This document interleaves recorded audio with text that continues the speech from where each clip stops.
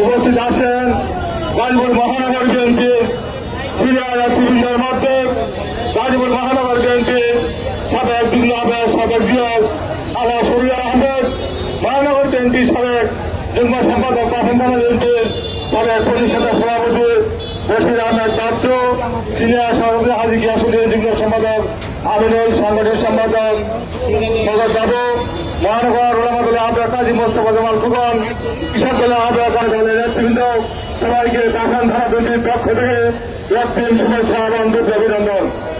সাথী বন্ধুগণ, পাঠান থানা বিএনপি আজকে রাজপথে দাঁড়িয়েছে। আজকে কি কারণে দাঁড়িয়েছি আপনারা সকলে অবগত আছেন। বিগত 17 বছর আমরা রাজপথে আন্দোলন সংগ্রাম করেছি, আমরা রাস্তায় দাঁড়িয়েছিলাম। আজকে আমরা আহ্বান জানিয়েছি মুহূর্তের মধ্যে আপনারা সকলে উপস্থিত হয়েছেন জন্য পাঠান থানার পক্ষ থেকে আপনাদের প্রতি কৃতজ্ঞতা প্রকাশ করছি। সাথী বন্ধুগণ, আপনারা দেখেছেন সরকার দেখেছে গাজীপুরের পাঠান থানার সেই বড়া সীমান্ত এলাকা পাঠান থানার পাইকার বাড়ির কাছে আওয়ামী লীগ, যুবলীগ, ছাত্রলীগের নেতারা একটি মিছিল করেছে। সেই মিছিলটি ভাইরাল হয়েছে। পুলিশকে হত্যা করার জন্য সামনে থেকে বলেছে, সামনে আসতে গুলি করে তারা মেরে ফেলবে। আজকে থেকে ভাইরাল দেখেছে। আজকে পাঠান থানা একটি মামলা হয়েছে। আজকে সারা গাজীপুর থেকে আসামি করা হয়েছে, তদন্ত চলছে। পুলিশ তাদেরকে পর্যবেক্ষণ করছে, তারা এখানে ইন্ধন যোগাচ্ছে, তারা দেশে বসে বিদেশে বসে ইন্ধন যোগাচ্ছে। সেটি আজকে গোয়েন্দা সংস্থা সহ পুলিশ প্রশাসন ভাইদের দৃষ্টি আকর্ষণ করছি, আপনারা সেগুলো দেখবেন।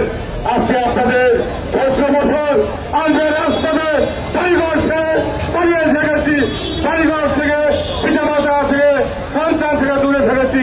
আপনারা অধৈর্য হয়ে গেছেন। মাত্র 3 মাস পড়াশোনা এসেছে ছাত্র জনতা আন্দোলনের শর্ত নিয়ে তাদের প্রধানের নেতৃত্বে সেই শুনে লন্ডন থেকে বিএনপিকে নেতৃত্ব দিয়েছে, ছাত্র সমাজকে নেতৃত্ব দিয়েছে।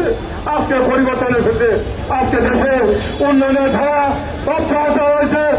আগামী বিগত 3 মাসে আপনারা দেখেছেন বাংলাদেশের প্রধানমন্ত্রী তারেক রহমানের তার কার্যকলাপ সারা পৃথিবী বাংলাদেশ সহায়তা দিয়ে দৃষ্টি কাটছে। আমরা দেখেছি গত 3 দিন পূর্বে তিনি মালয়েশিয়া, চীন সহ জাপানের সফরে রয়েছেন বাংলাদেশের উন্নয়ন কর্মকাণ্ডের জন্য। যখন তিনি মহাপরিকল্পনা করেছেন, তিনি বলেছেন আই হ্যাভ এ প্ল্যান। সেই প্ল্যান অনুযায়ী তিনি এগিয়ে চলছেন। তখনই আওয়ামী লীগের সেই সন্ত্রাসীরা বাধা দেওয়ার চেষ্টা করছে। আমরা সৈনিকরা, খালেদা সৈনিকরা, তারেক রহমানের সৈনিকরা, গাজীপুর সহ সারা বাংলাদেশের রাস্তাটা থেকে এর প্রতিবাদ করব ইনশাল্লাহ। ইনশাল্লাহ সেই কথা বলে বিপিসি বাংলা, সংবাদের আস্থা।